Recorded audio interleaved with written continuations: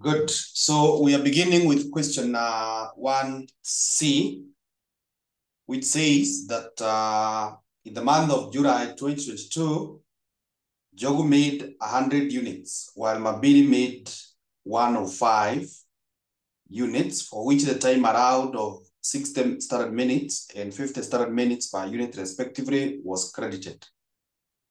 Additional information is that the basic wage rate was $3.60 per hour for both employees. For every hour saved, a bonus was paid at the rate of 25% of the basic rate. Hours worked in excess were paid at the basic wage rate plus 2/3. Joe completed his job in 88 hours, while Mabiri completed his job in 78 hours. A basic working week has 8 hours. For each operator, determine the amount of bonus payable, the total gross wage payable, and the wage cost per unit. So that is very similar to the one we saw yesterday. And therefore, we are going to do a table here. We are going to do a table.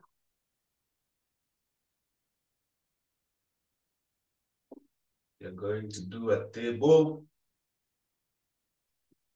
where on this side, we'll have details. There are 2 workers.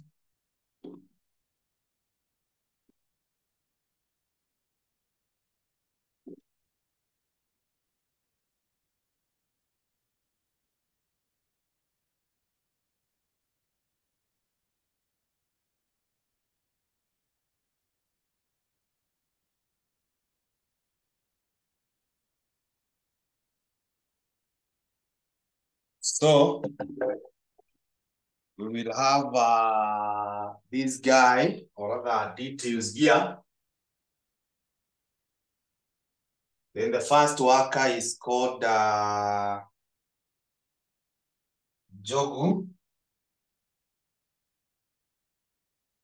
And the other one is called Mabiri.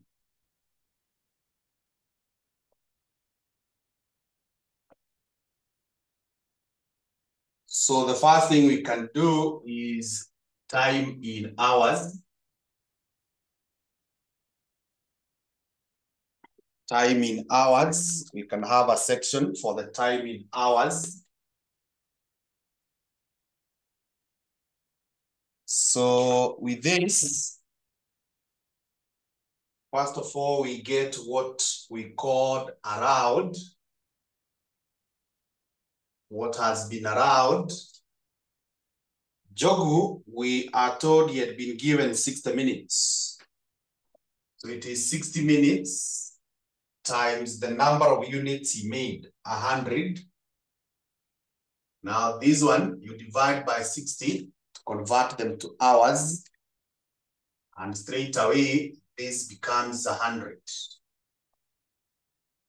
So he had been allowed 100 hours. Then, ikuja kwa huyu mwingine, he had been allowed 50 minutes. By 105, you divide by 60. So tell me how many hours those are.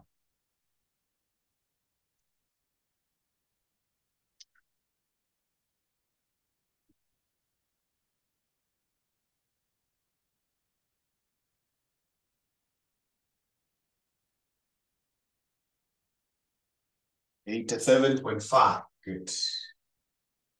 87.5. Then we have the time taken. The time taken, we are told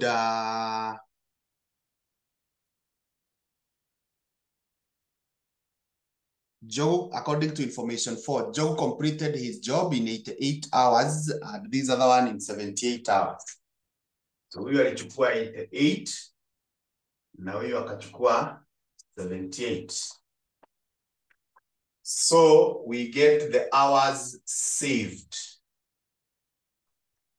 So the hours saved will be what was allowed, 100 minus what was taken, and that gives us 12. Around here, 87.5 minus 78, that must be 9.5. 9.5. Then there is what we call the basic working hours. According to this question, we are told they are 80. They are 80. So there is something we call overtime. Now the overtime is always given as the time taken minus the basic. The time taken minus the basic. That is how you get the overtime. And on this other side, it is 78 minus 80. And I told you, when you get a negative, you write it as a 0. You write it as a 0. It did not work overtime. So those are the hours that were required. So let's get the pay in shillings now. The pay in shillings. The pay in shillings. So when it comes to the pay in shillings, the first thing we are told is that he's paid a bonus. That is according to information 2. For every hour saved, a bonus was paid at the rate of 25% of the basic wage rate. So the bonus is 25% of the basic wage rate. The basic wage rate is 360 for every hour that was saved. So multiply that and tell me the answer.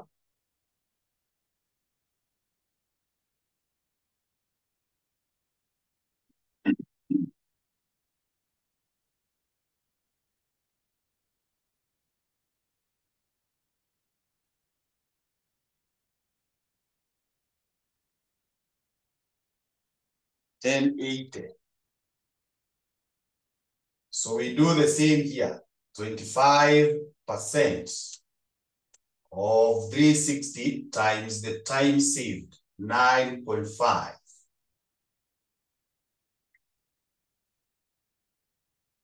The time saved.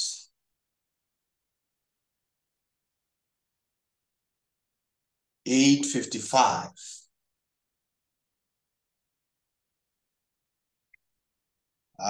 The next one that you need to check is the overtime. We are told it is paid at the basic wage rate plus 2/3. So overtime, it is the basic wage rate. So this is 360 plus 2/3. At times they will tell you, at times instead of saying the basic wage rate, they will say a rate and 2/3. A rate and 2/3. So it's basically the same thing. So what that means, it is this rate plus 2/3 of it.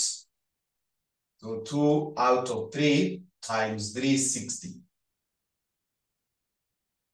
So hiyo ndio ile pesa atalipwa for 1 hour.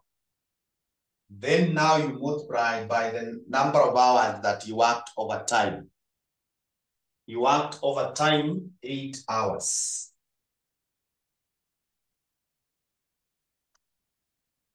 He worked overtime 8 hours. So that is 4,800. But this one, 360 plus 2/3 of 360 times the overtime of 0, you get a 0. You get a 0.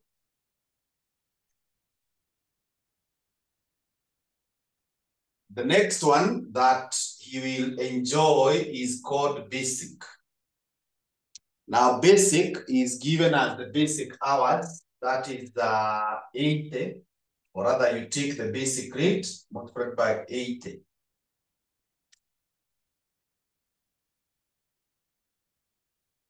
Multiplied by 80. That gives you 28,800. And it is the same, even if this guy did not work up to the basic. You see, he worked 78 hours, but the basic was 80. Kila mtu analipwa the basic. So it is 360 times 80. So it will still be 28,800. Then the gross pay. The gross pay, you just combine now all those payments. So utachukua hii bonus ya 1080, uongezee hii ya 4800, uongezee 28,800.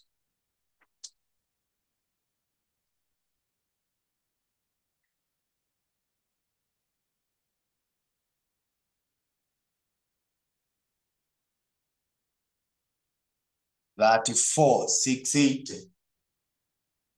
34,680. Haya, huyu naye utachukua 855, uongeze 0, uongeze 28,800. 28,800. 29,655. 29,655. And finally, wage cost per unit. So wage cost per unit. Wage cost per unit. Huyu utachukua 34,680. You divide by the units made. We made 100. So that is how much?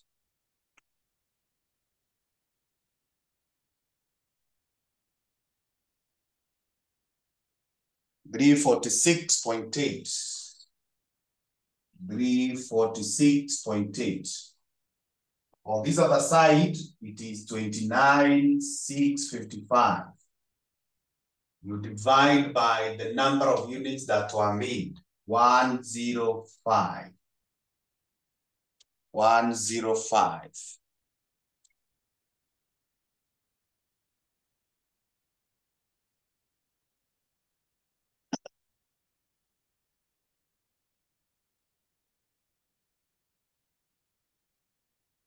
Do it at 2.4.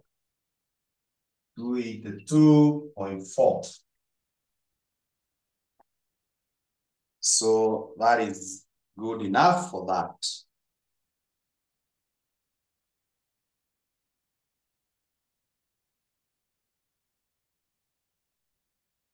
So as we have said, question 2B is already done in class. 3B is already done.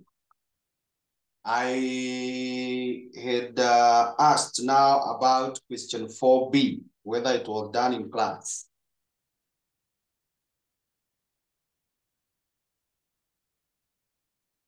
Yes or no? No. Okay, so if no, you have to do it. The question is on service costing.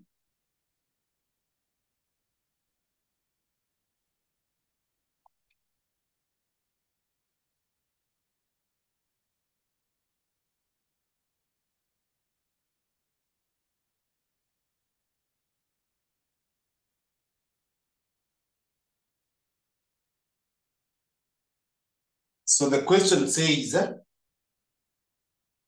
that zigzag line coaches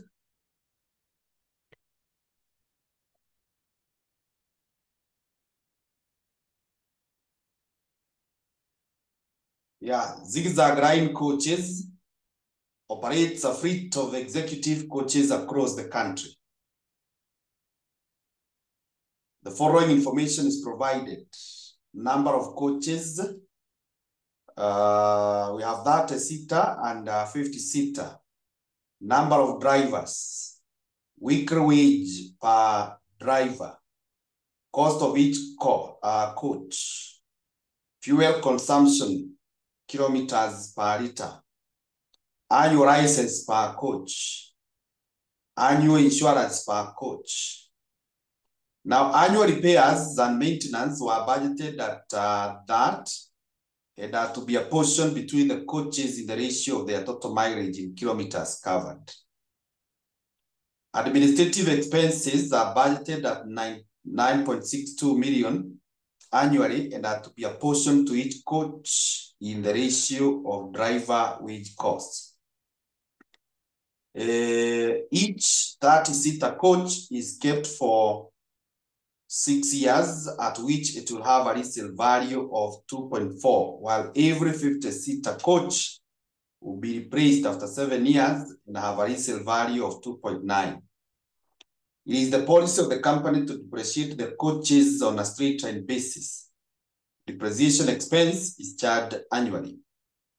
It is envisaged that each 30-seater coach will travel 1,000 kilometers per week, and each 50-seater coach will travel 800 kilometers per week.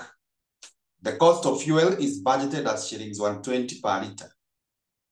It is budgeted that each coach will be in operation for 50 weeks per year, and the drivers will be paid for 52 weeks. Now you are told to get cost per kilometer per passenger for 30-seater coach and 50-seater coach. So now, this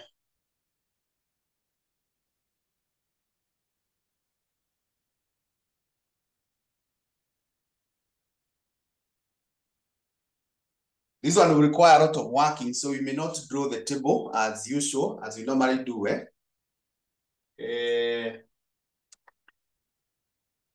So let's just start with the information one.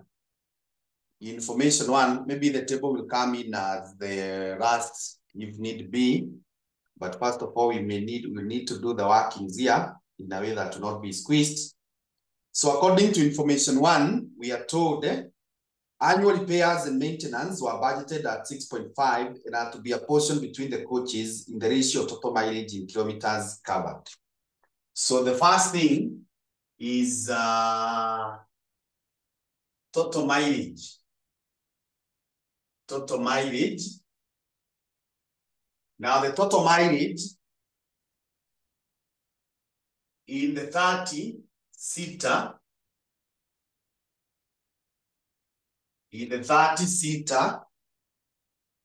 we are told one seater is covering 1,000 kilometers per week. And according to information 7, we are told that the coach will be in operation for 50 weeks per year. So you multiply by 50. Then you multiply by the number of coaches. There are 5.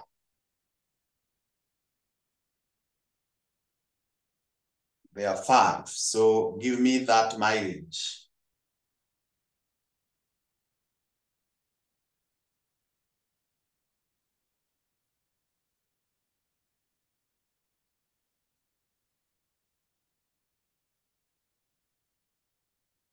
$250,000. 250,000. Then when we come to 50-seater, we are told they are covering 800. So the same way times 50 times they are 10 of them.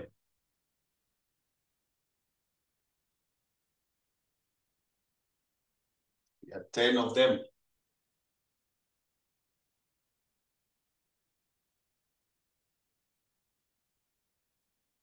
4 million. The first one was 250,000 or 2.5 million. Oh, so it's 400,000. Okay, 400,000. 400,000. So if it's 400,000, we are told that the repairs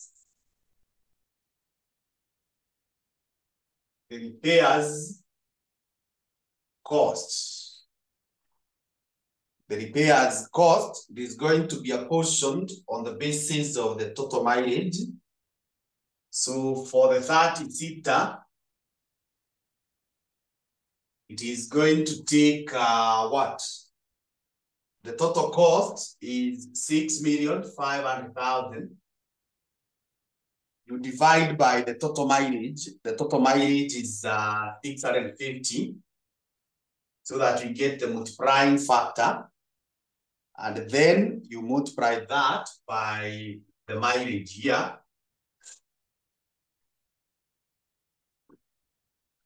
You multiply by the mileage.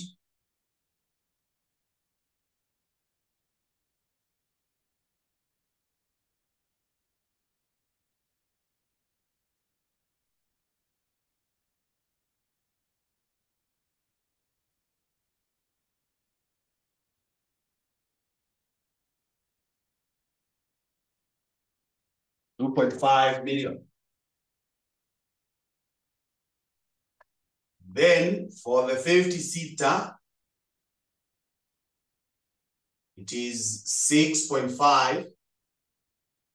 You divide by 650 times 400,000. So this one must be 4 million. That must be 4 million. That is about the annual repairs. Let's go to the next one. Administrative expenses are budgeted at 9.62 annually and are to be apportioned to each coach in the ratio of drivers' wage costs. So working number 3 is drivers' wage costs. Drivers' wages costs. So for the 30-seater,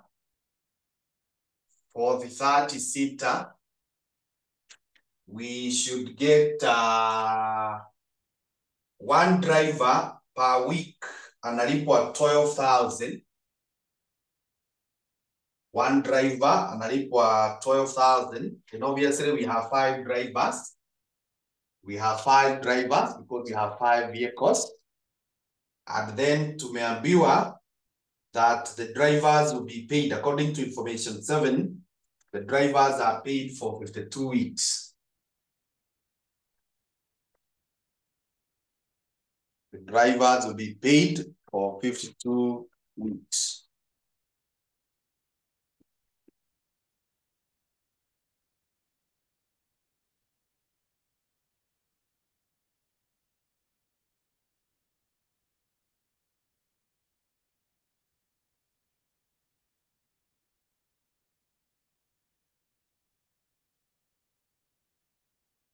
That's 120. So 3,120,000. Then we have 50-seater. The driver hapo analipwa 12,500. And we have 10 drivers. 10 drivers. And we are paying them for 52 weeks.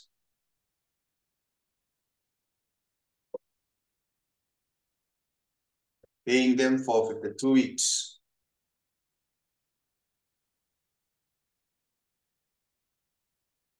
Oh, 6.5 million. 6.5 million. So if I were to add here, this would be 9,620. So that is the total drivers with cost.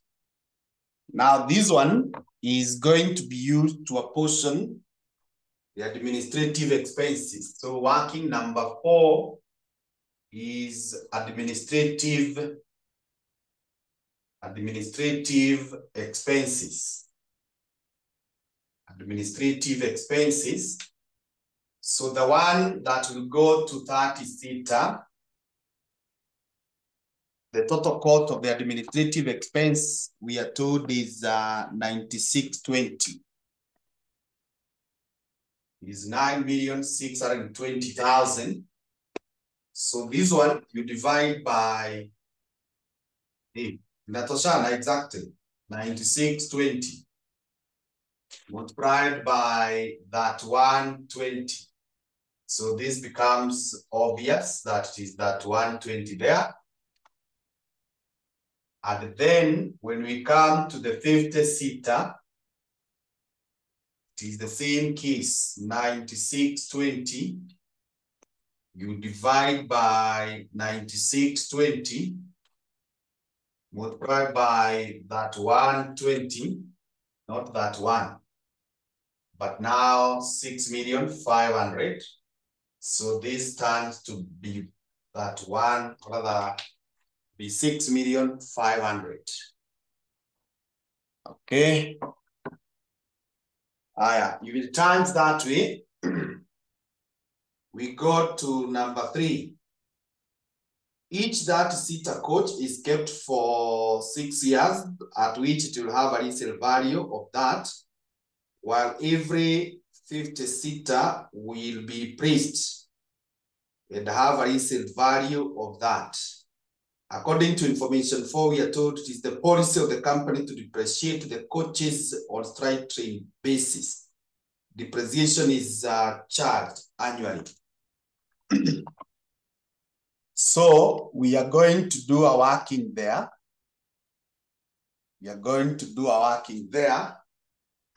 Number 5, which we shall specifically call annual depreciation.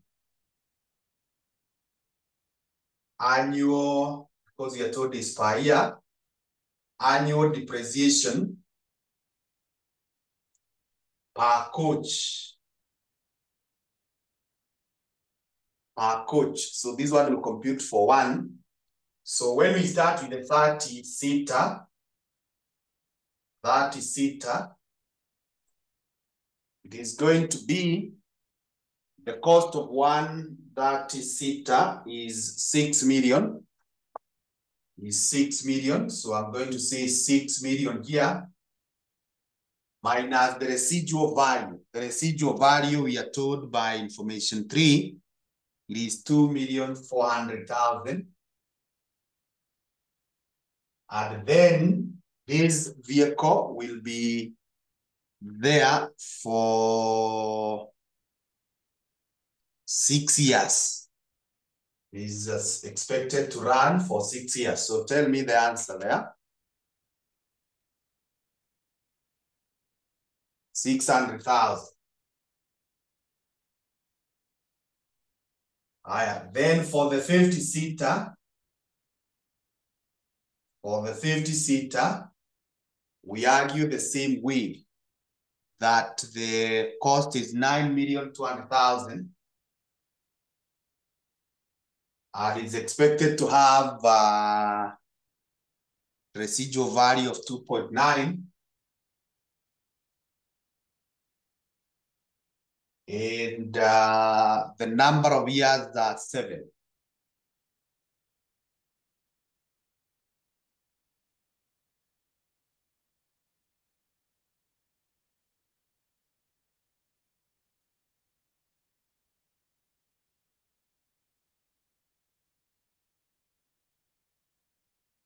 $900,000.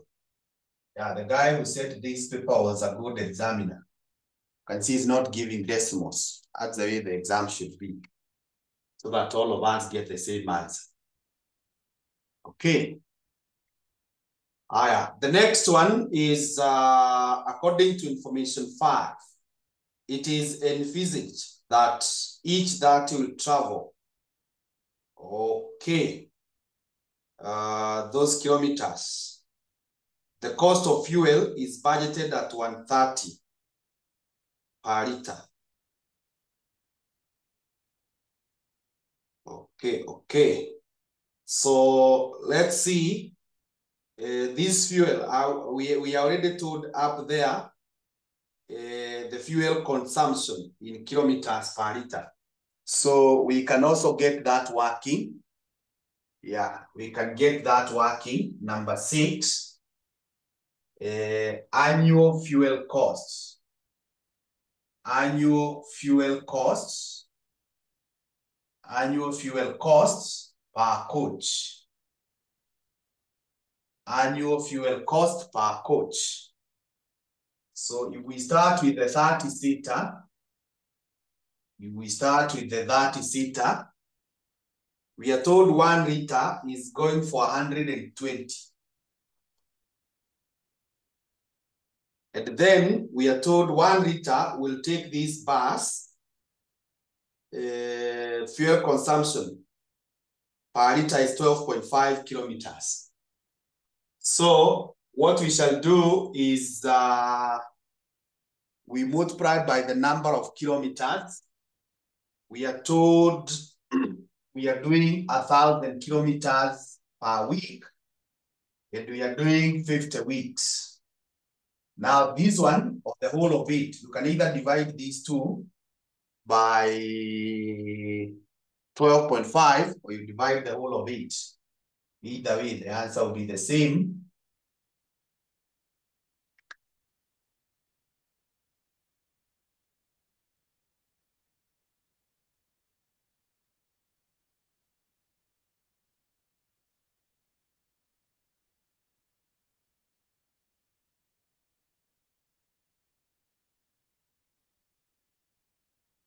$480,000.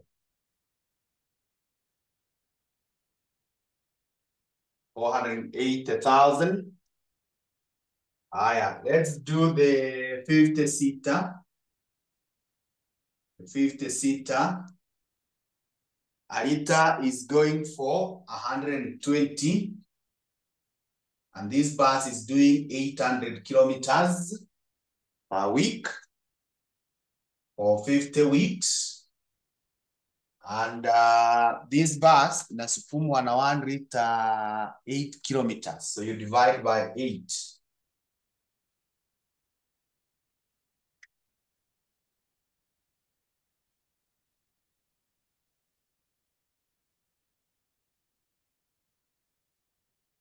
$624,000. 624,000. Is it 624 or 600? I've gotten 2 figures. A third person to confirm. Sirao says 624. So Vera and Jemima says 600. So I go with 600.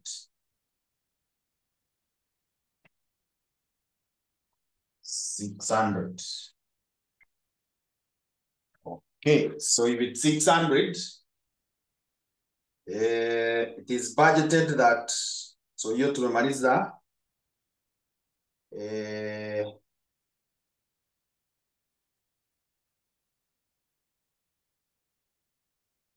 next being now, turudi hapo juu kwa table. Oh, Sirao, you had used 52 weeks. The bus is going for 50. We are told that each coach will be in operation for 50 weeks per year. Yeah. So fuel is only when the bus is moving. So we are using 50, not 52. Hope that is clear, Sirao.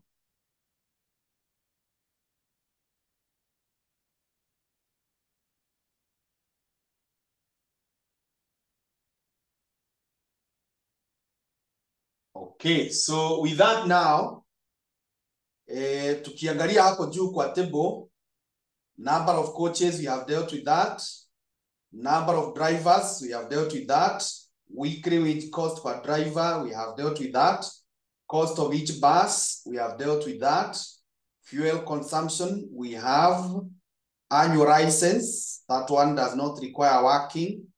Annual insurance does not require a working. So maybe what we need to do before we do the table is a working number 7. It's a working number 7 that we shall call kilometer per passenger. Kilometer per passenger per coach.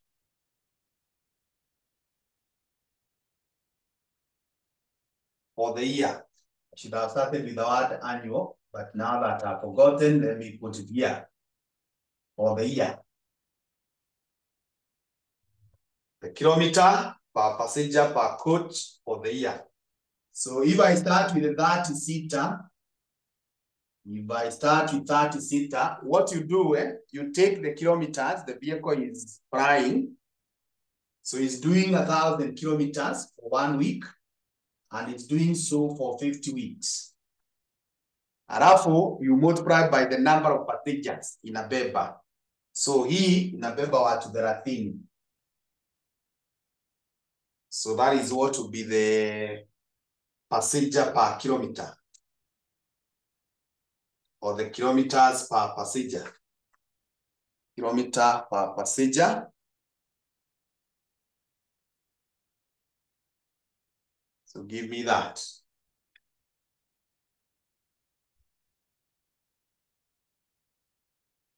$1.5 million.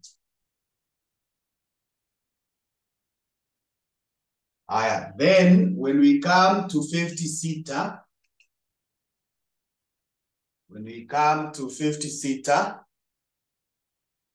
it is the same thing. We are doing 800 for 50, and hii inabeba watu 50.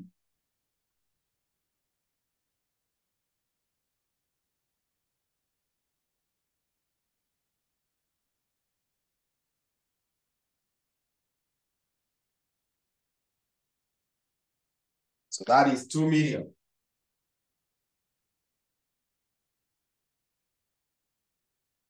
So I think with that, we are in a place where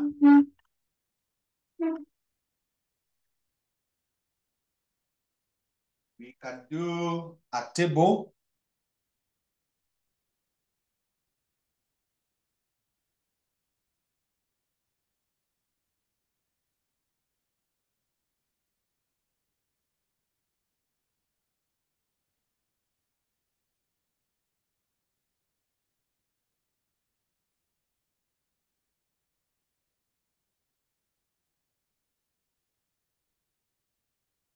So we can do now the analysis table or the summary table.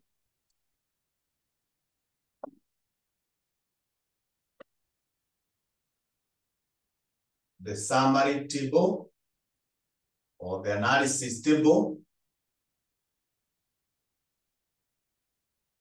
per coach.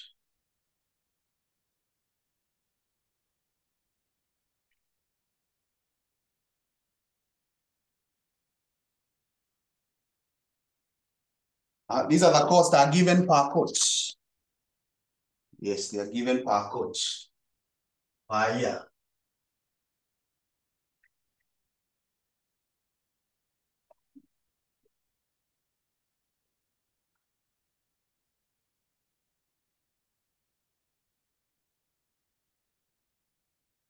Actually, this one does not require huge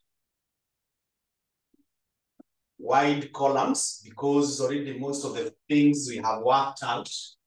So it's a matter of transferring them. Now that we have drawn the table, let's start with what I told you should do anytime you're dealing with the service costing.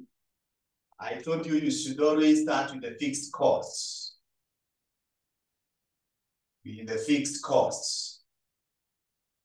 So the fixed costs are those costs which do not depend on the kilometers.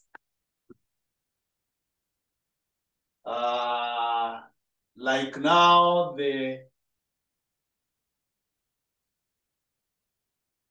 repairs, these are overheads, although they are being apportioned using kilometers, you cannot take them to be variable. Yeah, they are not changing, or you can still argue that they are variable. You can argue they are changing as the kilometers change. You can still take that way. For the repair, there will be no much harm, although you can still hide in the definition of the overhead. An overhead is a fixed cost. So for now, let me avoid that. So let's come to the driver's wages. The driver's wages. The driver's wages. Now the driver's wages, tulikuwa tumepata hii, that 120, but it was for all the coaches. So I want you to divide this by 5.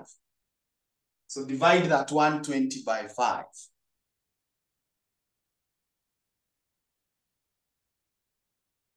Divide that 120 by 5 so that we get per coach 624,000. So it is 624,000. Oh.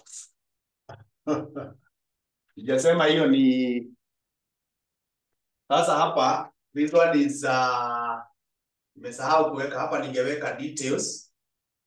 So the squeeze hapa useme hii ni 36 na hawa ni 56. Nimesahau kuweka hiyo row. There's no harm. Bora tutapata our final answer. 50 na 30. Haya, now hii ingine ya 50, there are 10 coaches. So I just divide here. It will be 650,000. 650,000.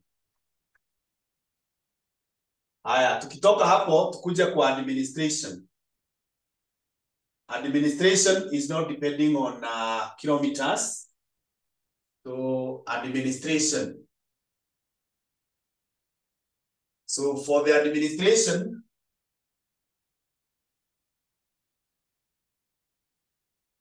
it is going to be the same thing. It's going to be the same thing. 624,000 and 650,000. Coach. Then tukuje kwa depreciation. Depreciation is also a fixed cost. Depreciation is also a fixed cost. That one we already have done per coach, 600,000 here. And this other one, 900,000. Fuel cost, that is a variable cost. Yeah. So tumemaliza the costs that we had here. Turudi hapo juu kwa table. Wage cost tushaleta hiyo, tukasema ni fixed. Cost of the coach hiyo tumeleta kama depreciation. Fuel tumesema hiyo ni variable. Tuende kwa license. License. So license is a fixed cost, 35,000 and 50,000. Then tuende kwa insurance, which is also a fixed cost. Insurance of 34,000 and insurance of 40,000 here. That's all. So badala ya kushida tukitafuta total, let's just go straight and show the variable costs. Variable costs. So the variable costs, tulisema repairs, we take it as variable. So we have repairs. So repairs, now this one divided by 5. This 2.5 divided by 5 ndio tujue is how much? 500,000. So it's 500,000. And this other one, you divide by 10, that would be 400,000. 400,000. Huyu mwingine ni fuel. Fuel, we have said, is the variable cost. And we had done per coach. So 480 here and 600,000 here. 480 and 600,000. So with that, nafikiria we have captured all the costs. We have captured all the costs. To capture wages, to capture depreciation, to capture fuel, to capture license, to capture insurance, to capture repairs, to capture admin. Yeah, I think we have captured all of them.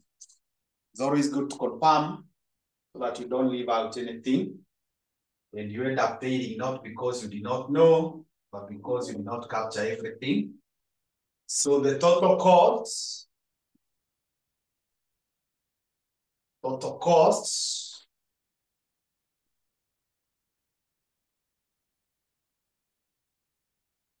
tell me for the 30-seater coach.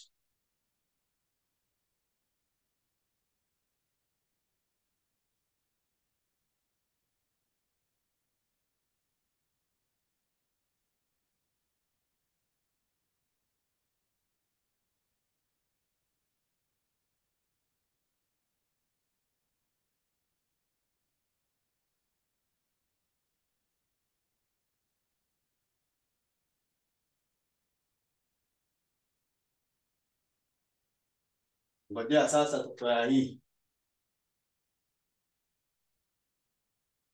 2897. 2,897,000. Aya. Give me now for the 50-seater.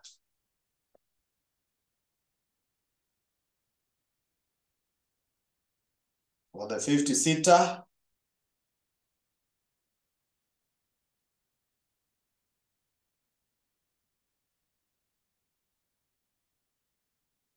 That's 290.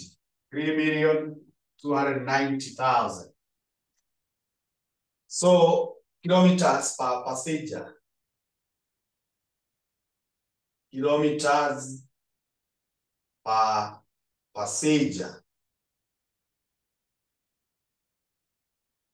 Kilometers per passenger. This is 1.5 million. And this is 2 million.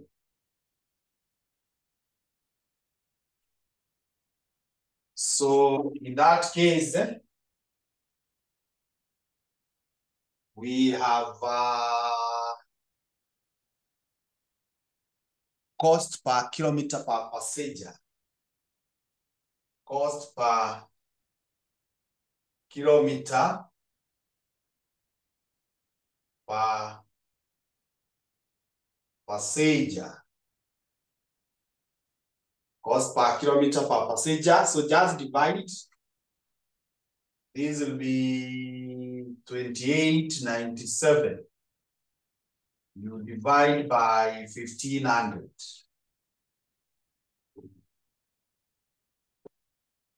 Divide by 1,500.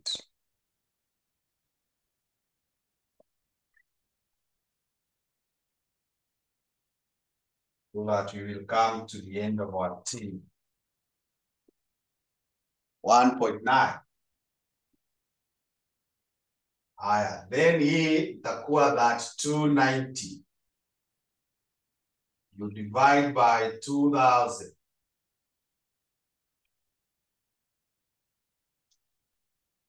1.645. 1.645.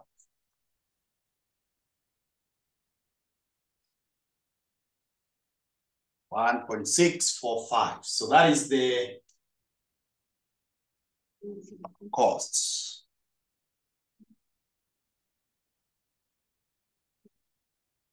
Good. So hiyo tumemaliza, tuvuke nao swali la 5.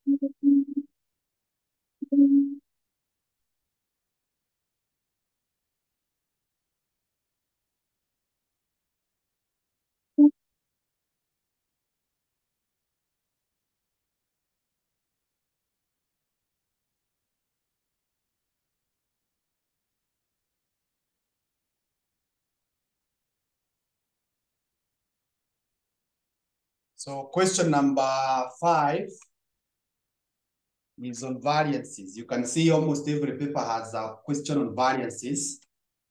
And I guess even in the paper you'll sit for, there will be a question on variances. So the earlier you make peace with it, the better.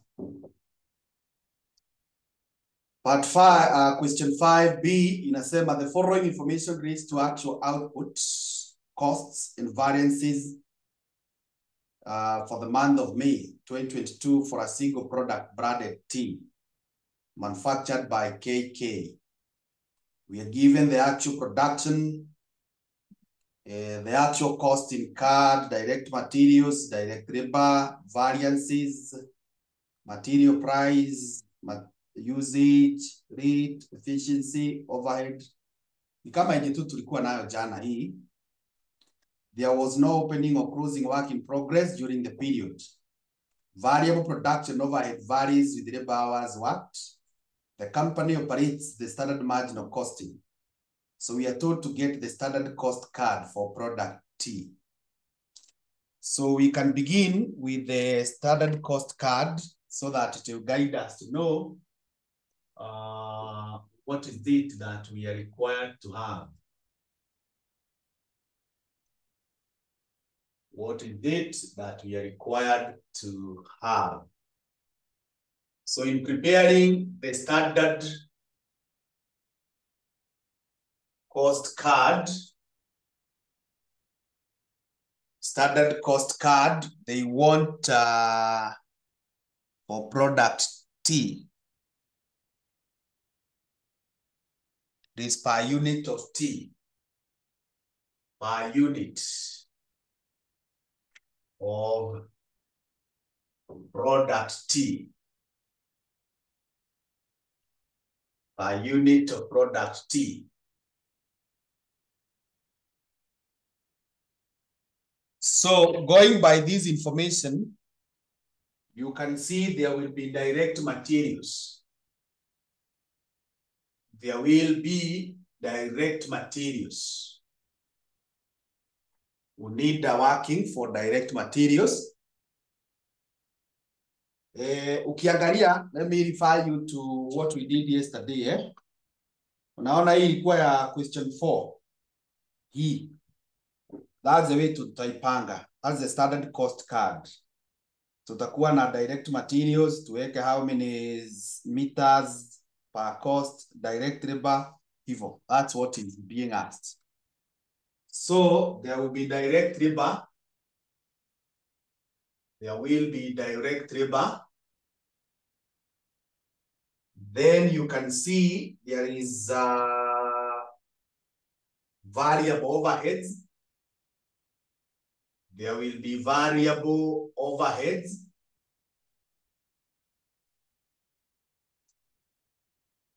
And then we will have the fixed overheads. The fixed overheads. Then we'll have the total. So that is how our cost card will look like.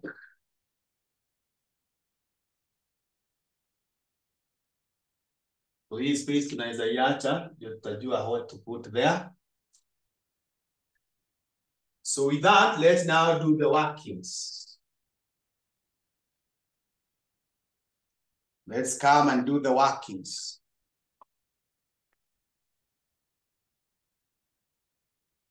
So the workings. Yesterday we had been given the figures, we were working forward. But for today, we are given the answer, we are working backwards. So you start with the first answer that is given there, direct material price variance.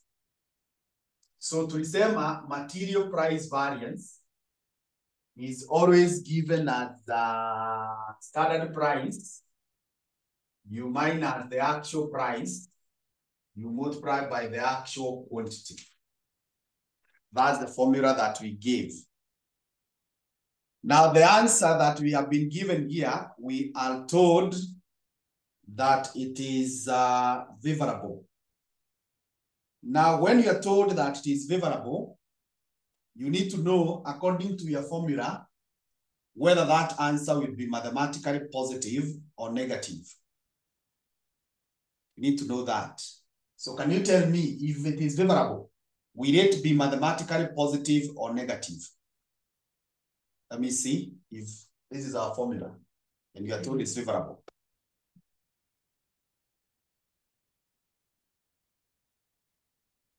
Will it be positive or negative? Positive. Vera is saying positive. Sirao is also saying positive. Now, it is positive if the standard price is more than the actual. And that is, yes, Jacinta, that is good. And that is what we call favorable. If you end up paying a smaller price actual than this one, that is good. So it's positive. So without knowledge, tukuja hapa tuseme 300,000 was equal to standard price. Obviously, that one we do not know. Standard price we do not know because we don't have a standard card. But the actual price, we can get it. Ukiangalia kwa the actual results there, you can see the actual cost in card for the materials. It was 8,400,000. And this one was in regard to purchase of 300,000. 300,000. So times 300,000. That way. So in solving, this one becomes, you can even actually divide straight. You can see. So this one I divide by 300 here and I divide by 300. Ndio niachiwe 1 hapa being equal to SP minus, tell me this one. 8.4 divided by 300.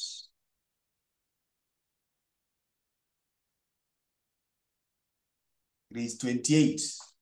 So if it is 28, then it means that if I say 1 plus 28 will give me the standard price. So the standard price, 29 will be the standard price. Standard price. So with that, let us come and work out the one for material usage. Material usage. Material usage, kwanza tuanze na formula. Material usage variance is equal to standard quantity minus actual quantity. You multiply by the standard price. This is one of the areas which I call the beauty of the ME. You see now hii standard price inakuja hapa. So kama umeikosa hapa, hata huko sasa you are out of that game. So we are told that it was 180,000 advance. Tell me whether this one is favorable, is positive or negative according to our formula. Is it positive or negative? Ipanga hivi. Is it positive or negative? Yeah, good. It's negative. So nasema negative. Should be equal to standard quantity, which we do not know, minus the actual quantity, which we already know that it is 300,000. At the standard price, we know it is 29. I hope it will not give us decimals. But in a kind of decimals, most likely. So, if you divide this by 29, divide 180,000 divided by 29.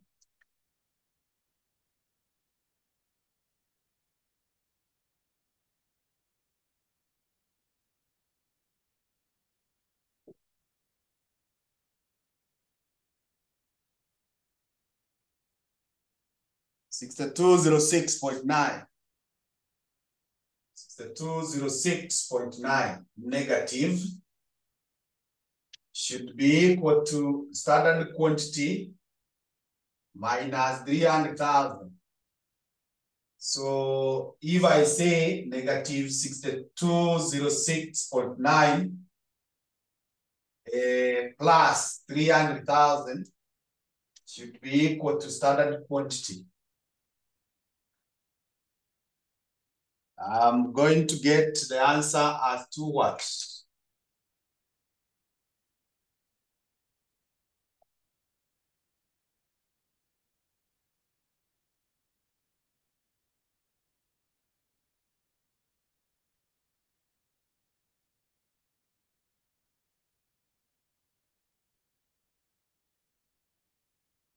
$293,793.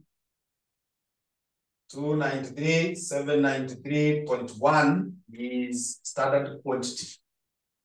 Now, hii standard quantity, ukikumbuka what you are doing, tulikuwa multiply na the actual quantity.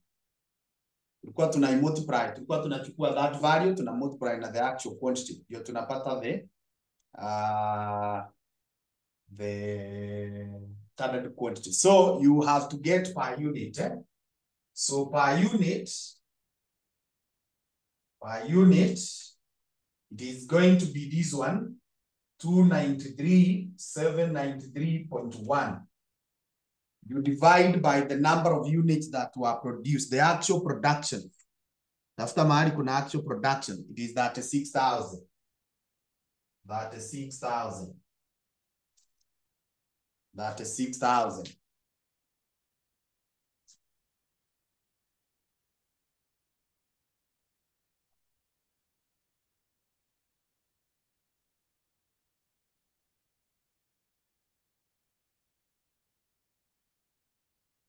$8.2. I hope this one inapimwa na kilograms. Yeah, so it's 8.2 kilos. Sasa tarudi hapa kwa our table ya material. Tuseme it is 8.2 kgs each at 29. So multiply, uniambie the figure.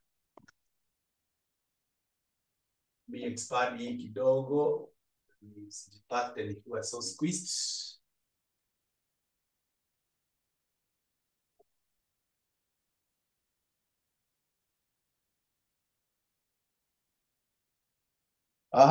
When you multiply 237.8.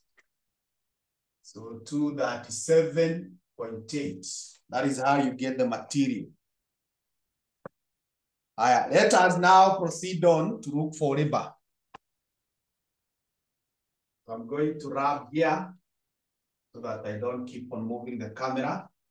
Because sasa hivi tumemalizana nayo, we are not requiring it elsewhere. Haya, tuende kwa huyo mwingine ni labor rate variance. Tulisema labor rate variance is given as standard rate minus actual rate, you multiply by actual hours. Standard rate minus actual rate, you multiply by actual hours. So the examiner is telling us that that variance is 160 adverse. So tell me, this 160 adverse, is it favorable or rather is it positive or negative? Is it positive or negative?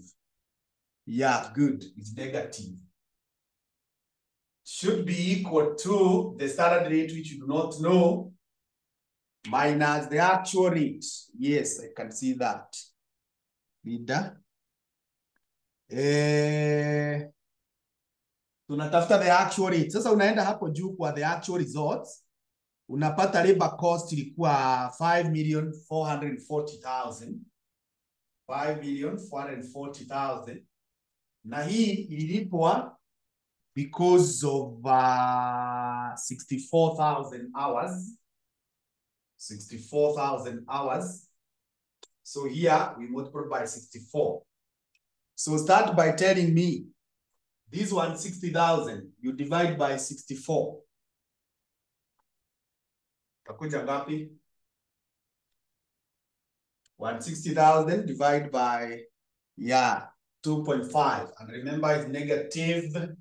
Negative 2.5 is equals to SR. Niambie sasa hii the actual.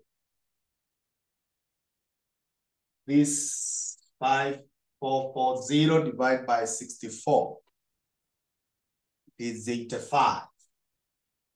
So if it is 85, then I'm going to argue 2.5 plus 85 is the standard rate. And when you combine this one, you get 80 what?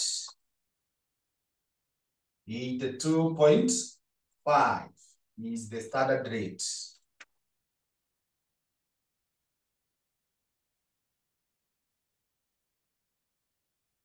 Okay, sasa tuende kwa labor efficiency variance. Labor efficiency variance, tulisema is given as standard hours. You minus the actual hours, you multiply by the standard rate. It's the standard hours minus actual hours, you multiply by the standard rate. Sasa, tunaambiwa the efficiency was 320,000. That is favorable. So is that positive or negative? If according to our formula here, tunaambiwa it is favorable. So is it positive or negative?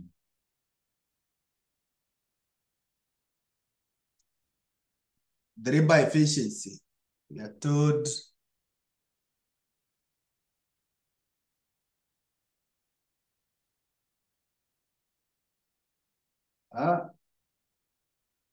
Vera is saying negative, Rida is saying positive, someone else?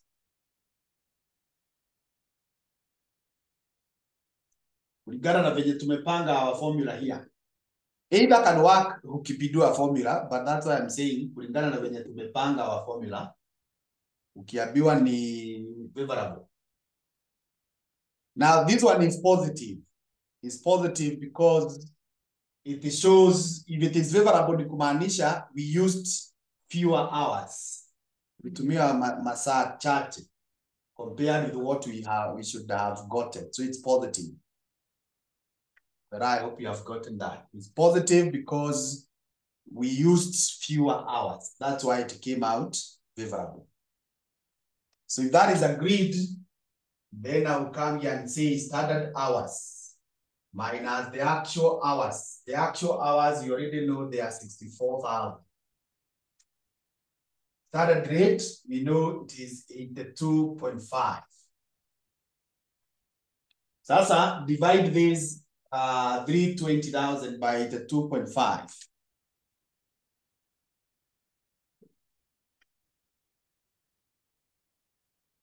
Divide 320,000 by the 2.5. 3878.8. It's exam na hapo alikosea. You don't set an exam with decimals because people can give different values. Standard hours minus 64,000.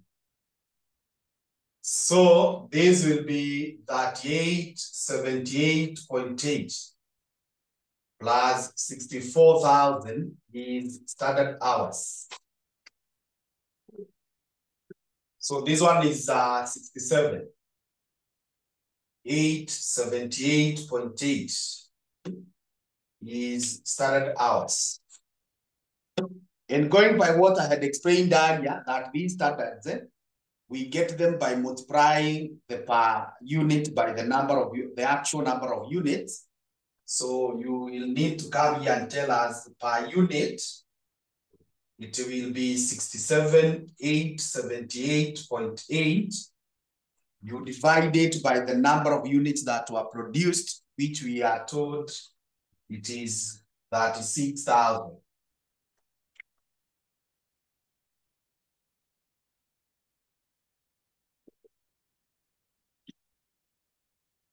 $1.9 hours. Sasa with that, tunakimbia back to our standard card hapa. Tunasema it is 1.9 hours. Each at 82.5. 1.9 hours, each at 82.5. So multiply that, uniambie it is what?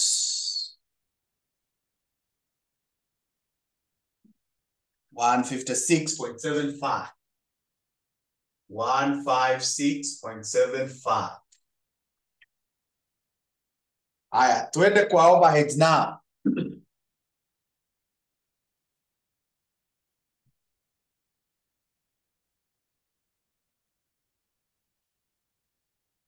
Going to the overheads, tumepewa what? Variable overheads expenditure. So variable overheads expenditure variance, tulisema inapeanwa as the actual labor hours multiplied by VOAL, you minus actual variable overhead. That's how you get the expenditure. The actual labor hours, you multiply by variable overhead absorption rate. Variable overhead absorption rate. You minus the actual variable overheads. So ukiangalia hapo, tunaambiwa it is what? It is adverse. 120,000 adverse. So if it's 120,000 adverse, is that positive or negative?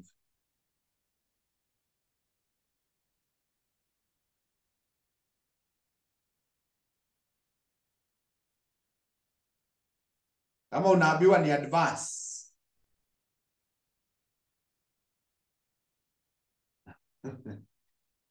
A cost is always adverse if the actual is more than the standard, your standard. So if it is adverse, the actual is more. So kulingana na venye tumepanga our formula, it is negative. And I'm saying that venye tumepanga our formula, if you look at the notes of Mr. Wafula, yeye huwa anapanga in the reverse way. So that's why I'm insisting kulingana na venye tumepanga. Kila mtu anapanganga kivyake. But the answers and the conclusions are the same. So usione mwingine amepanga hapa vice versa useme amekosea. No. We are okay. So it is negative. Sasa ni negative 120,000. The actual labor hours, we already know they are how many? We already know they are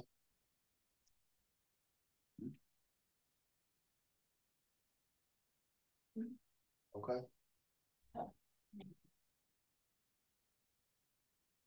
We already know that the actual labor hours, they are 64,000.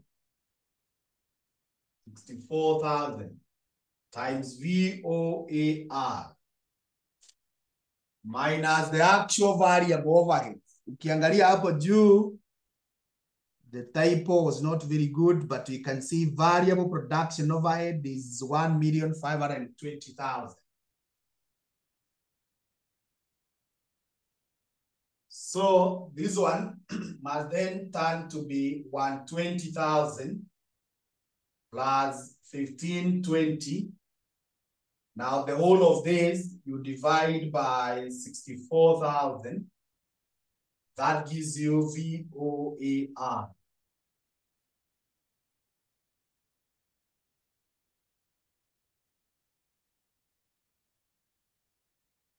So get that figure.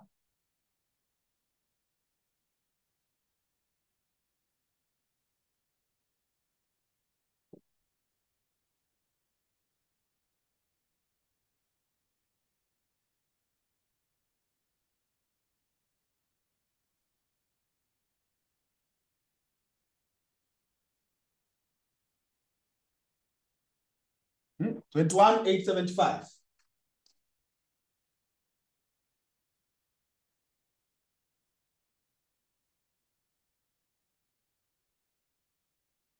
Hey. Oh, 21,875. Does it have a decimal? Okay, good. Good. So that is the VOAR. So this one, ukifika hapo umemaliza, you don't have to do the other one because we know that these are based on hours. So utakuja hapa useme 1.9 hours each at 21,875.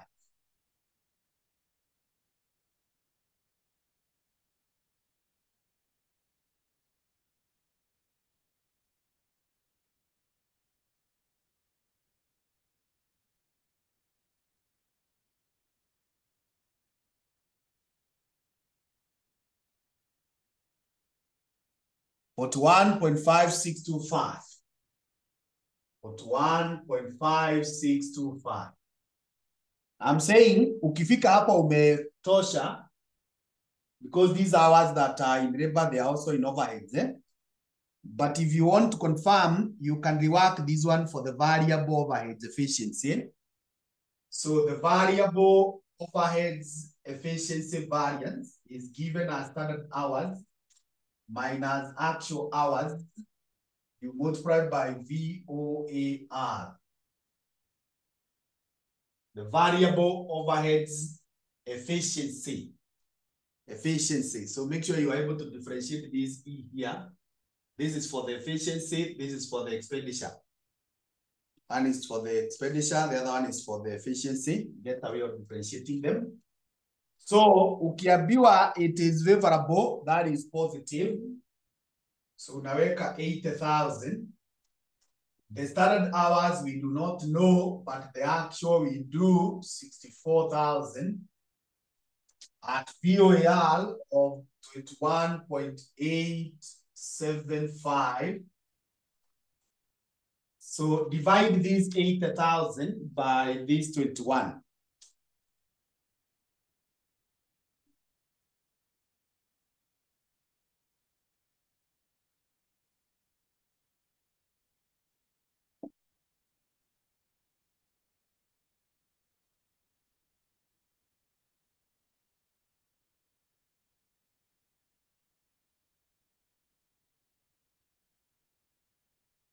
That is 657.1. Should be equal to SH minus 64,000. So that is 657.1 plus 64,000 is SH. So this is 67 657.1 is SH. And if you want now to get per unit, it is 67,657.1. You divide by 36,000.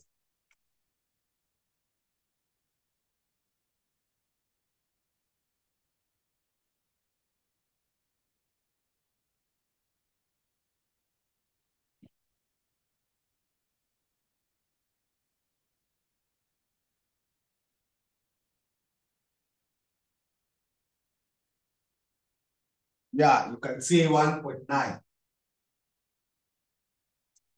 So you can see they are going back to what we had here in the labor. And in case you notice any difference, it's because of these roundings. These roundings are not very good in an exam. But you can see we have gotten back to 1.9. But I was saying in the exam, this working was not necessary because you already have gotten what you required, not unless you have solved everything else and you have 1 hour remaining. So this question haikuwa imetupea the fixed overheads. Sijaziona, and therefore this one we take it to be 0. So give me the total now.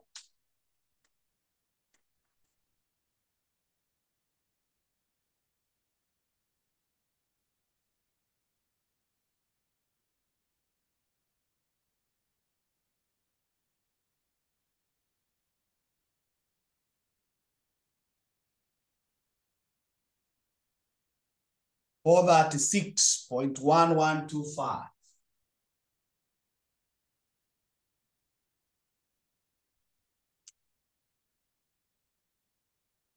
So sasa, that is how you do a cost card.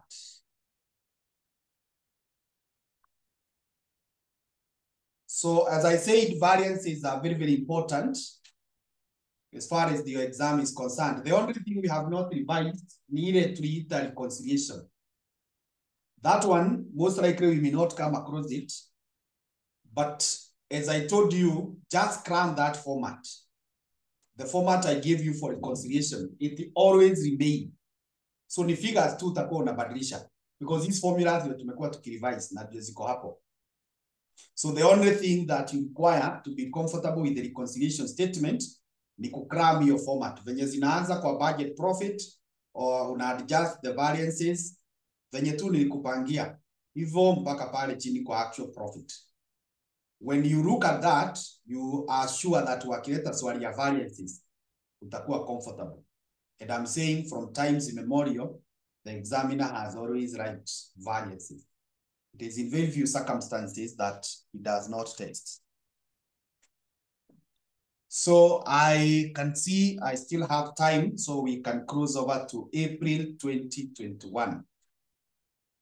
Now, tell me whether April 2021, question 1B was solved in class. Yes or no?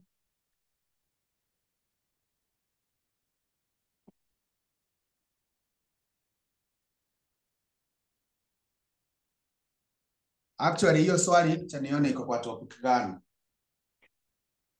Yes.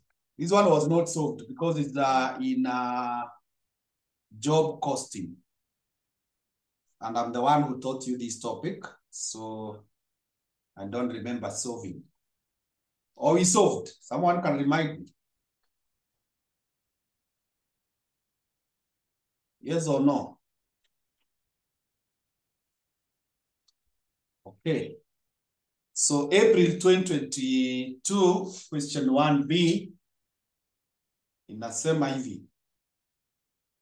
Lego Limited has provided the following data for the financial year 2022.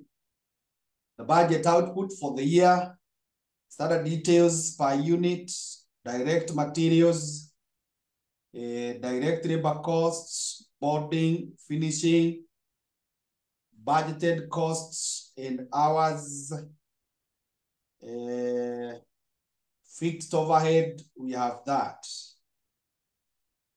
So prepare a standard cost statement of a unit cost, showing prime costs and all that. Okay.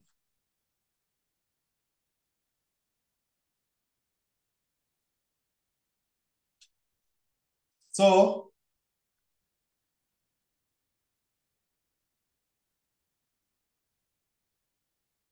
I want us to do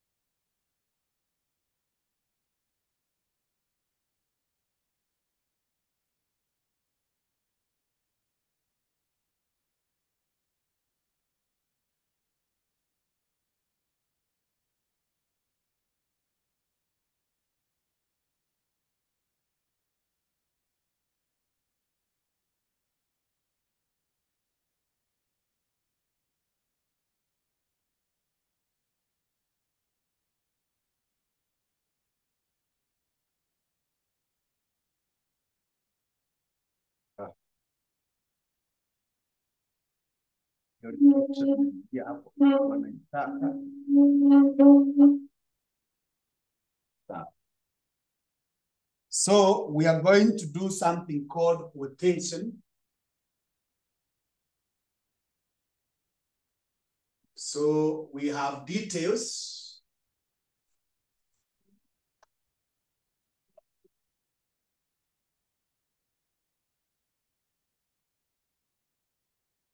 Nataka tuifanyie yote workings pamoja.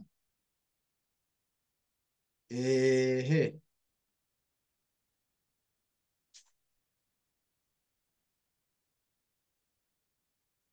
tutaandika budget output. Budget output of 9,800 units.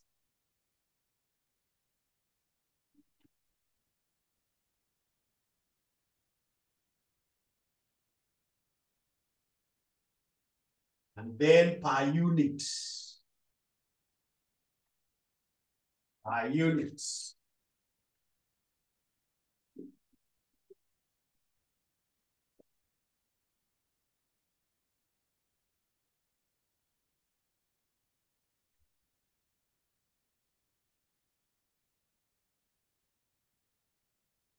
So per unit,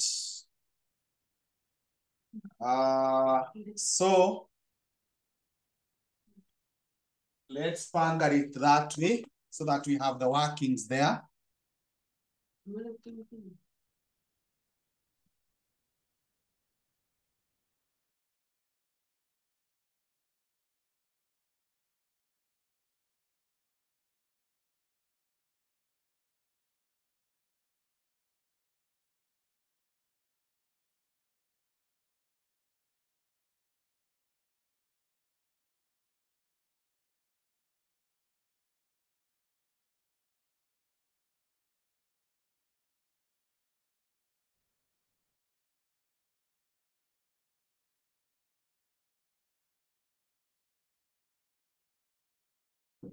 So the first thing is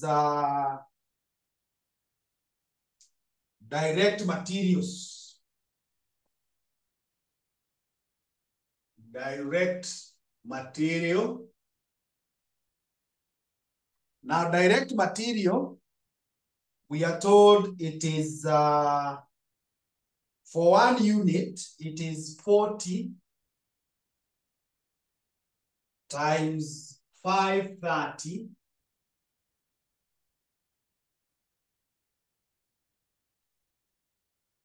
times now 9,800.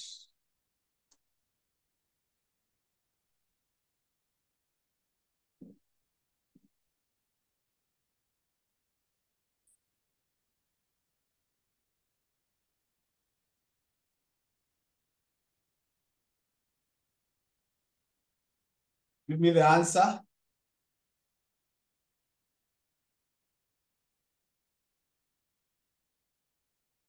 Or I should have done actually per unit. Can I reduce it to one column? We just go dividing straight. Or you already have drawn this?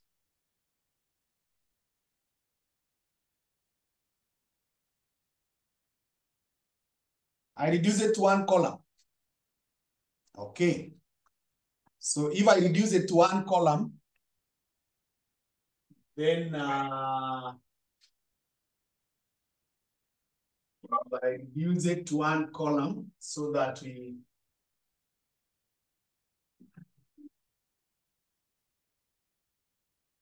then don't do a lot of workings.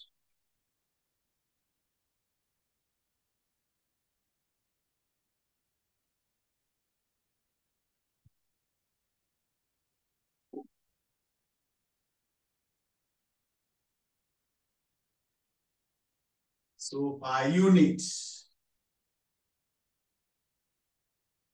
Okay, so for direct material, it is 40 times 530.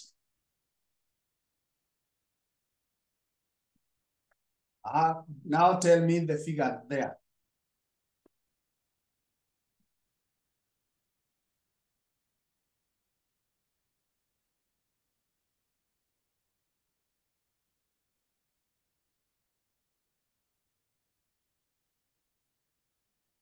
$21,200.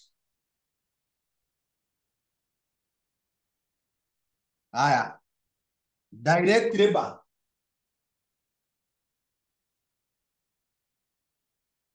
Direct labor is in two departments. The first one is boarding. Now boarding, it is 48 hours at 250.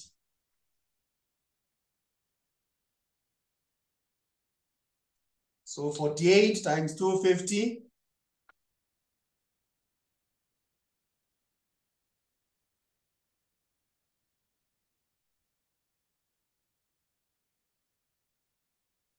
This 12,000. Your department ingine inaitwa finishing 30 at 190. Finishing, that is 30 hours at 190.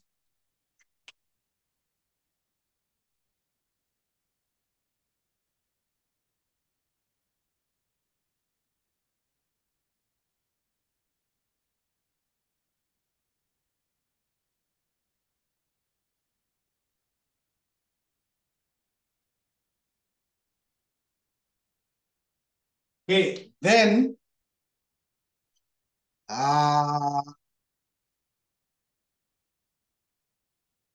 those are the direct production costs. When you add direct production costs, the answer you get is called prime costs.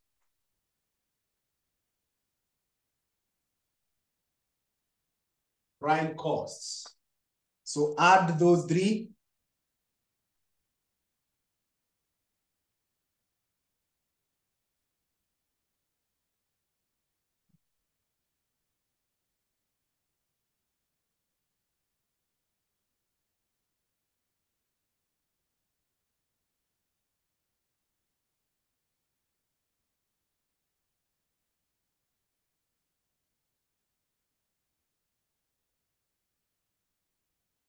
$38,900.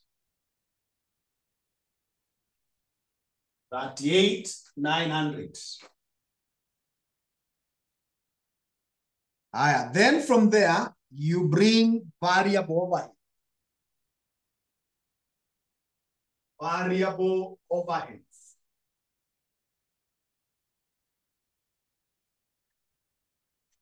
And I should have said variable production overheads.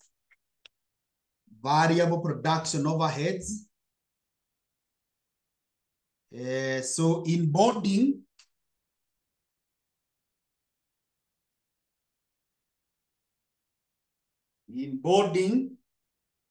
I have 37,50,000. So this 37,50,000, you must first of all get the OER. So you divide by the number of hours, which we are told they are 500. Then you multiply by the number of hours each unit is taking. In boarding, we are taking 48 hours. So you first of all compute the OER, then multiply by the value there.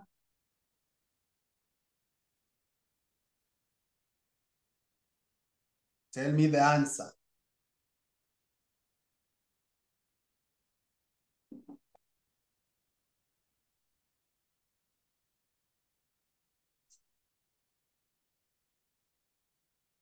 $360. Tuende kwa huyu mwingine anaitwa finishing. Finishing, the same, 1.5 million. You divide by the number of hours, 300,000, times the hours, 30.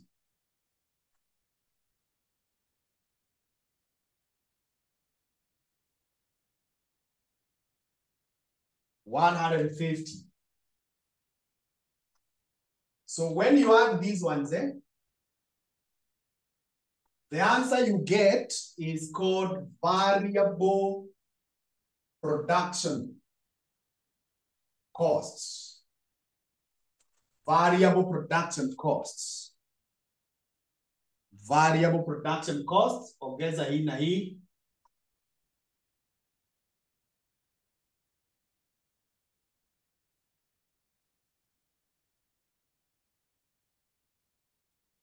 Unaongezea mpaka kwa hii 38.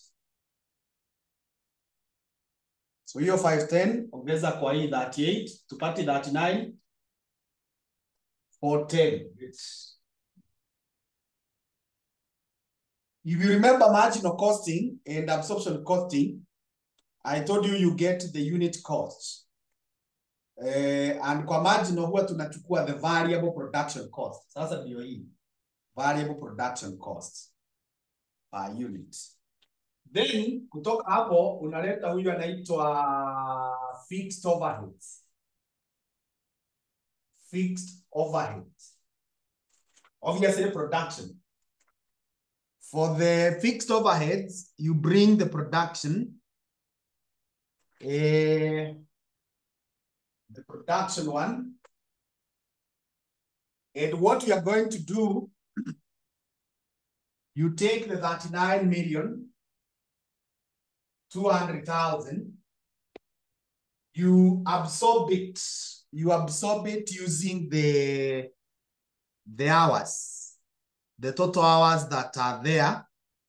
That is, because you're in class, you'll be able to follow clearly. This 500 plus this 800. Sorry, plus this 300, the hours, that will give us 800. I hope umepata. This 800, we are combining. It's what we call the general. 300 plus 500 hours. Ndio tupate the fixed overhead per hour. Ukikumbuka hata kwa absorption, that is what you normally do. Then you multiply by, wacha hii niweke separate hivi. Hii ni 30. Just like we have combined these ones, you also combine these. Ndio tujue itakuwa ngapi.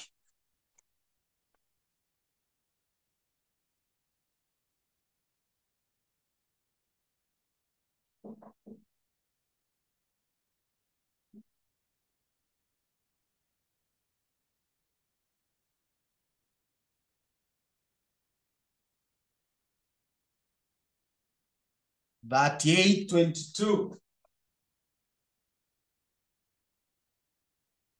So with that, you bring now a total figure here When you add that, you now get what we call total production costs. Total production costs. So add here 38 kwa hii 39. Niambie ni 40 what?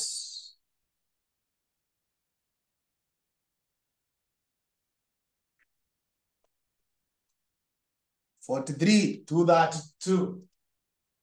43,232. Now sasa hii ndio inakuanga kwa absorption costing. Nikumbuka style ya absorption huwa tunasema marginal plus the FOER ndio hii. Unapata ya absorption costing. Sasa ndio unaenda kutengeneza the statement.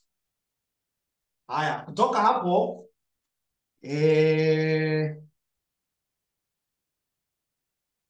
to let the non-production cost. Now you bring non-production cost.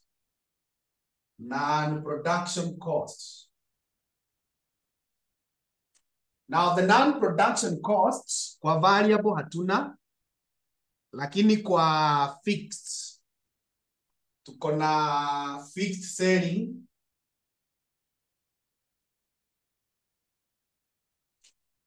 Fixed selling. As I told you, the non-production costs, they are based on sales units. They are based on sales units.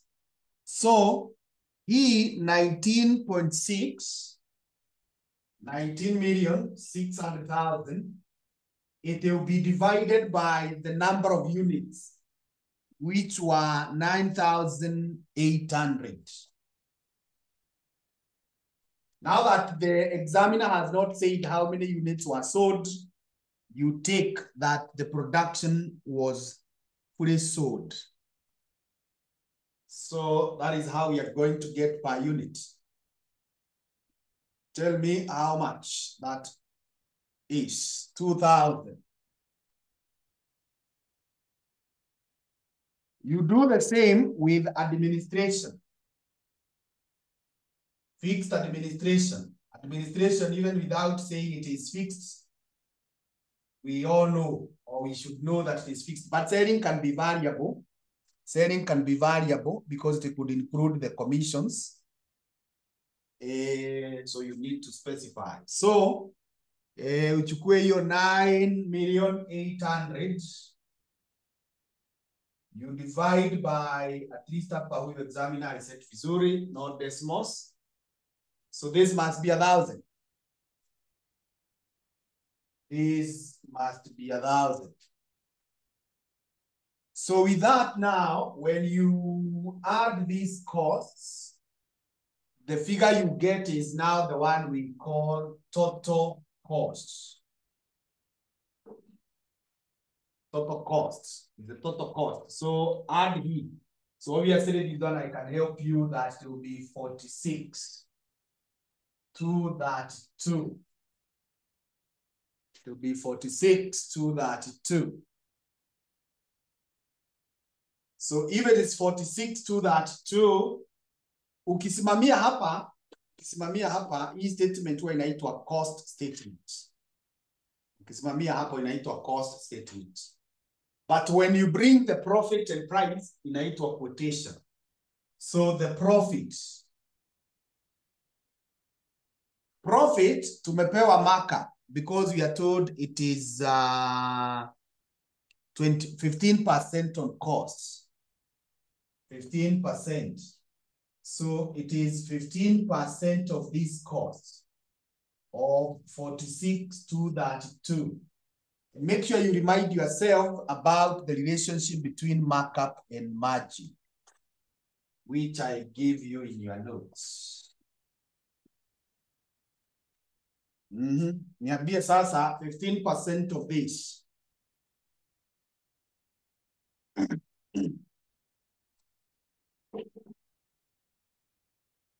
6934.8. 6934.8. So when you add, you get the selling price. when you add those two, sasa add 46 kwa hii 6 tupate 50 what?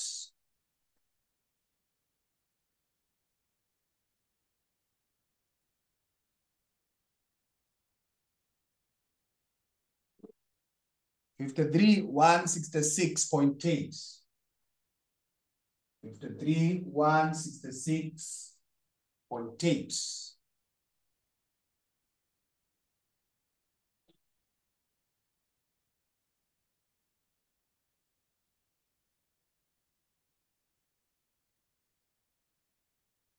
So that is all about that question.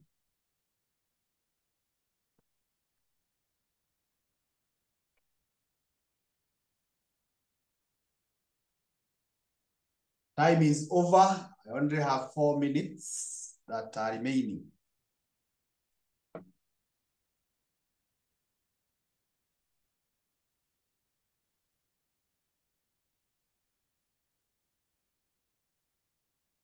So we're going to call it a lesson at that point.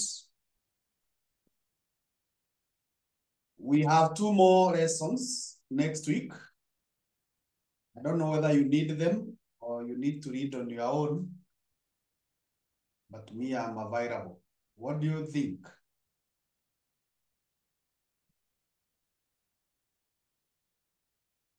Oh, we do need them. Okay, we need them. Okay, good. We need them. Oh, and Rida is sitting morning still. Morning still. Okay.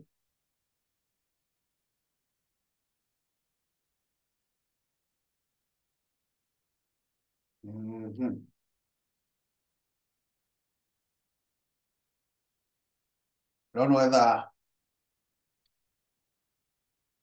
whether we need so 2 will be enough. 2 will be enough. I'm just trying to see whether I can add another one.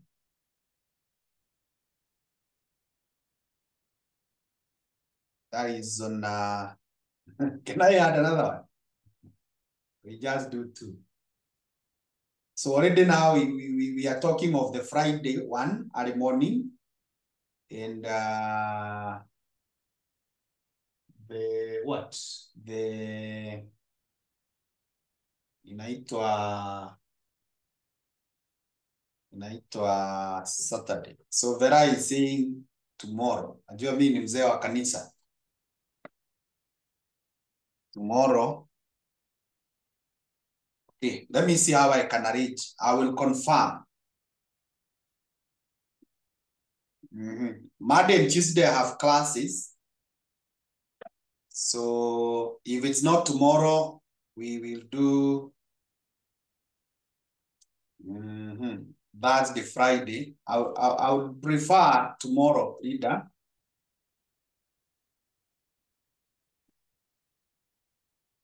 You know, the earlier we do them, the better. We can even have them this way. We can even have them this way. We can have them tomorrow, Sunday. We have Wednesday. And we have Friday, tumalize. What about the recording, Leader?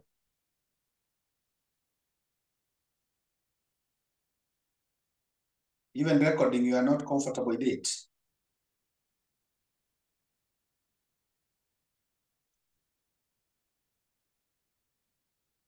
So you're okay, inamaanisha you are okay with the recording?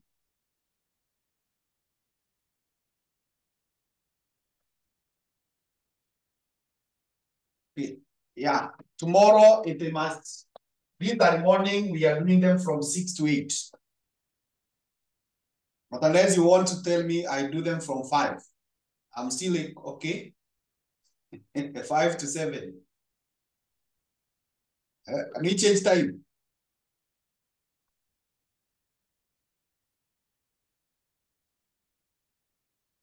Oh, 5 is appearing popular.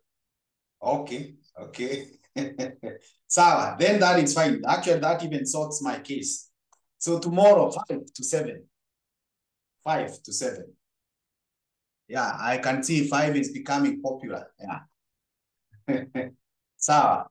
5 in the morning, not in the evening. In the morning. In the morning, 5. Good. Not in the evening. Yes, that's what I'm insisting, Sirao. Not in the evening, in the morning, 5. Good. I will set my alarm here. Thank you. Then that is a deal. Tomorrow, Sirao, utaamuka mapema. Siko kwa nyumba. Amuka, si kusafiri. Kama ni kukuja shule hapo ndio ningekuhurumia. Lakini kama tuko kwa nyumba, piga blanketi mateke mapema. Okay, thank you so much. I hope I will also pick up my blanket mapema. Thank you, Jacinta, and likewise. Asante.